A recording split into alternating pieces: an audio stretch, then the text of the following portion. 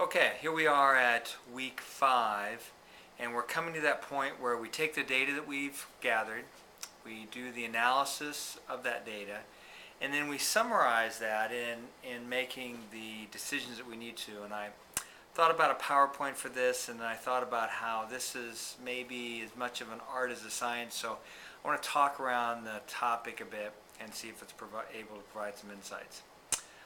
What we're helping you to do as graduate level students, as leaders in Christian settings, either in the marketplace or in ministry, is we're trying to strengthen your capacity to gather in various streams of data, analyze that data, and help you to make better decisions so that they're informed decisions. They're not just based on your feelings or your fads or your prejudices or bias, but they're really based on some clear and compelling and some helpful information that you've gathered thus far.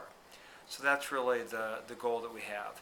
So when we look at baptisms in ratio to conversions, it helps us understand how these two activities relate to one another. The metrics of it help us to understand the health and the general well-being in this important area. And then eventually it'll help us to get our head around the material in such a way as to plan better, evaluate better, and to come up with better strategies to help us to move ahead in some areas that we really care about. So as you've gone through this process, we want to strengthen your ability to think about the issues, the problems, the hypotheses, the research questions, the programs that are before you, to formulate a framework of which the data is a part of, which metrics are important, what are things that we want to measure that are going to help you to understand what you're about.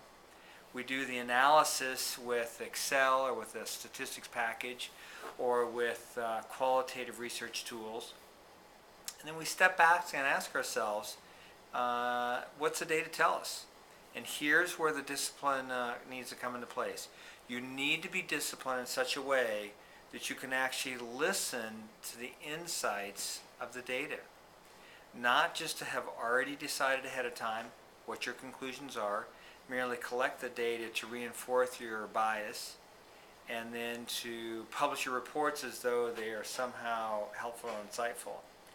The discipline leader is able to look at the data, draw some conclusions, talk about them in a way that where bias is limited, and be able to lead in such a way that's really meaningful with the things that are in front of you.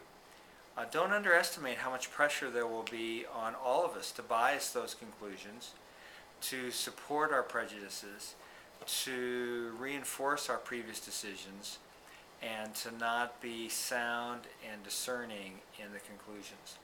One of the things that you'll read in the book Good to Great by Jim Collins is the value of the autopsy.